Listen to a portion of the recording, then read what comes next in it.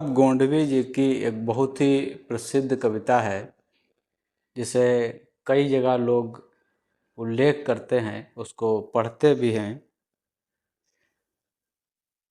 आइए महसूस करिए जिंदगी के ताप को, मैं चमारों की गली लेकर चलूँगा आपको। असल में एक कविता ही नहीं, एक एक कहानी की तरह है ये कविता, जिसमें तीन पात्र हैं। एक हरखुआ है जिसकी एक लड़की होती है सरजू, और एक मंगल है उसी जाति बिरादरी का लड़का। वो खेतों में काम करने जाती है, वहाँ से जब वापस लौट रही होती है तो उसके साथ गांव के कुछ ठाकुरों ने उसके साथ बलात्कार किया, और इसी पे आधारित ये कविता है। पूरी कविता असल में कहीं भी किसी भी व्यक्ति द्वारा नहीं पढ़ी गई है, और मैं इस पूरी कविता को उनका पढ़ूंगा और उसे आप सुनिएगा, समझिएगा।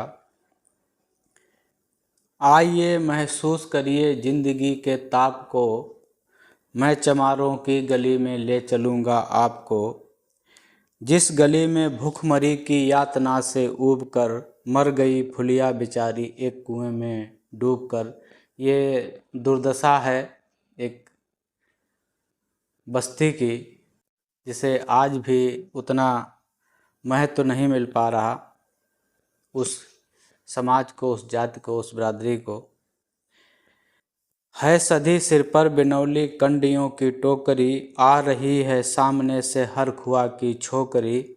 चल रही है छंद के आयाम को देती दिशा, मैं इसे कहता हूँ सरजू पार की मोनालिसा।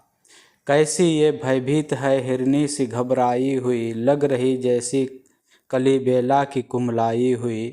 कल को ये बाचाल थी पर आज मौन, आज कैसी मौन है। जानते हो इसकी खामोशी का कारण कौन है। ये बही सावन के दिन हरखू थे, बही सावन के दिन हरखू गया था हाट को। सो रही बूढ़ी ओसारे में बिछाए खाट को, डूबती सूरज की किरणें खेलती थीं रेत पर। घास का गट्ठर लिए वह आ रही थी खेत से, आ रही थी वह चली खोई हुई जज्बात में। क्या पता था उसको भी कोई भेड़िया है घात में। होनी से बेखबर कृष्णा बेखबर राहों में थी, मोड़ पर घूमी तो देखा अजनबी बाहों में थी। चीख निकली भी तो ओंठों में ही घुटकर रह गई, छटपटाई पहले फिर ढीली पड़ी फिर ढह गई। दिन तो सरजू के कछारों में था कब का ढल गया, वासना की आग में कौमार उसका जल गया। और उस दिन ये हवेली हंस रही थी मौज पे, होश में आई तो कृष्णा थी पिता की गोद में। जुड़ गई थी भीड़ जिसमें जोर था सैलाब सा, जो भी था अपनी सुनाने के लिए बेताब था। बढ़ के मंगल ने कहा काका तू कैसे मौन है, पूछ तो बेटी से आखिर वो दरिंदा कौन है। कोई हो संघर्ष से हम पाँव मोड़ेंगे नहीं, कच्चा खा जाएंगे जिंदा उसको छोड़ेंगे नहीं। कैसे हो सकता है होनी, कैसे हो सकता है होनी कह के हम टाला करें, और ये दुश्मन बहू बेटी से मुंह काला करें। बोला कृष्णा से बहन सो जा मेरे अनुरोध से, बच नहीं सकता वो पापी मेरे प्रतिशोध से। पड़ गई इसकी भनकती ठाकुरों के कान में, वे इकट्ठे हो गए थे सरपंच के दालान में। दृष्टि जिसकी भी जमी भाले की लंबी नोक पर, देखिए सुखराज सिंह बोले हैं खैनी ठोंक कर। क्या करें सरपंच भाई क्या जमाना आ गया, कल तलक जो पाँव के नीचे था रुतबा पा गया। कहती है सरकार की आपस मिलजुल कर रहो, सुअर के बच्चों को अब कोरी नहीं हरजन कहो। देखिए ना ये जो कृष्णा है चमारों के यहाँ, पड़ गया है सीप का मोती गवारों के यहाँ।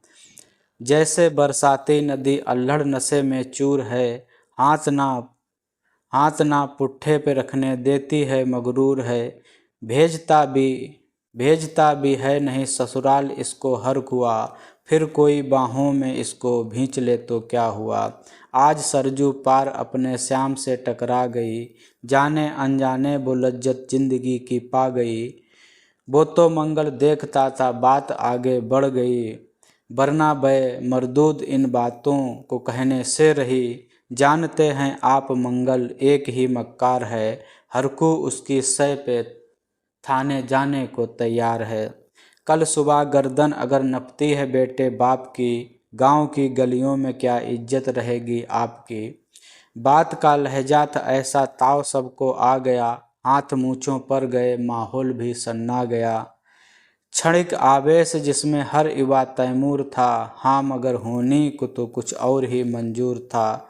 रात जो आया न अब तूफान वह पुरजोर था, भोर होते ही वहाँ का दृश्य बिल्कुल और था। सिर पे टोपी बेंत की लाठी संभाले हाथ में, 1 दर्जन थे सिपाही ठाकुरों के साथ में। घेर कर बस्ती कहा हल्के के थानेदार ने, जिसका मंगल नाम हो वो व्यक्ति आए सामने। निकला मंगल झोपड़ी का पल्ला थोड़ा खोलकर, एक सिपाही ने तभी लाठी चलाई दौड़कर। गिर पड़ा मंगल तो माथा बूट से टकरा गया, सुन पड़ा फिर माल वो चोरी का तूने क्या किया। कैसी चोरी माल कैसा, उसने जैसे ही कहा, एक लाठी फिर पड़ी बस होश फिर जाता रहा। होश खोकर बह पड़ा था झोपड़ी के द्वार पर, ठाकुरों से फिर दरोगा ने कहा ललकार कर, मेरा मुंह क्या देखते हो, इसके मुंह में थूक दो। आग लगाओ और इसकी झोपड़ी भी फूंक दो। और फिर प्रतिशोध की आंधी वहाँ चलने लगी, बेसहारा निर्बलों की झोपड़ी जलने लगी। दुधमुआ बच्चा व बूढ़ा जो वहाँ खेड़े में था, अब वह अभागा दीन हिंसक भीड़ के घेरे में था।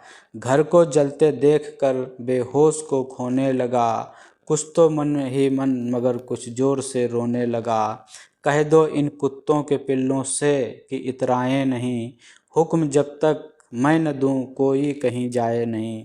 ये दरोगा जी थे मुँह से शब्द झरते फूल से, आ रहे थे ठेलते लोगों को अपने रूल से। दिन दहाड़े इनको डंडों से सुधारा जाएगा, ठाकुरों से जो भी टकराएगा मारा जाएगा। एक सिपाही ने कहा साइकिल किधर को मोड़ दे, होश में आया नहीं मंगल कहो तो छोड़ दे। बोला थानेदार मुर्गे की तरह मत भाग दो, होश में आया नहीं तो लाठियों पर टांग लो। ये समझते हैं कि ठाकुर से उलझना खेल है, ऐसे पाजी का ठिकाना घर नहीं है जेल है। पूछते रहते हैं मुझसे लोग अक्सर ये सवाल, कैसे हैं कहिए न सरजू पार की कृष्णा के हाल।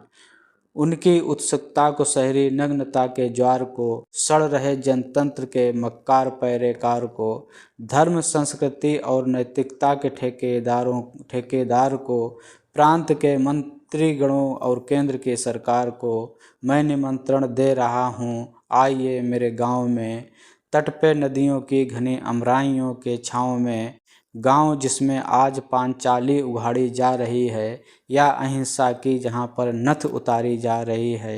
हैं तरसते कितने ही मंगल लंगोटी के लिए, बेचती है जिस्म कितनी कृष्णा रोटी के लिए। तो ये पूरी कविता थी अदब गोंडवी जी की, आपको अच्छी लगेगी। और कहीं भी इस कविता का उल्लेख किया गया तो सिर्फ ऊपर वाली ही 2 पंक्तियों का उल्लेख अक्सर किया जाता है, लेकिन ये पूरी कविता थी, एक कहानी के रूप में कविता है। आपको अच्छी लगी हो तो लाइक करिएगा और इस वीडियो को शेयर करिएगा लोगों तक। पूरी कविता अदब गोंडवी जी की सुनने के लिए लोग सुने समझें इस कविता को। हमारे चैनल को सब्सक्राइब कर लीजिएगा।